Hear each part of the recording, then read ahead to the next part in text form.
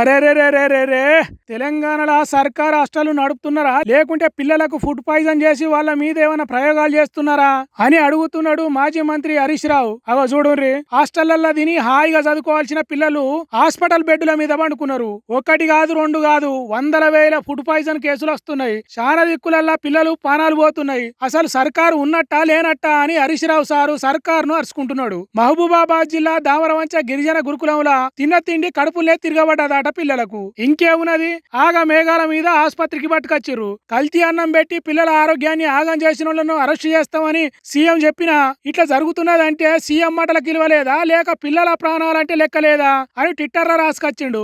ఎక్కడేసిన గొంగడి అక్కడనే ఉన్నదన్నట్టు గురుకులాలు తయారైనాయి అని సర్కారు పనితీరును ఎద్దేవా చేసిండు. సీఎం రేవంత్ రెడ్డి మాటలు కోటలు దాటితే ఆచరణ మాత్రం అరుగు దాటతలేదన్నాడు. కాంగ్రెస్ పాలన కన్న పిల్లలను గురుకులాలకు తోలితే ఎప్పుడు ఏం జరిగేది తెలవకుండా అయింది తెలంగాణ పబ్లిక్ పరిస్థితి అని ట్విట్టర్ సాక్షిగా చెప్పిండు.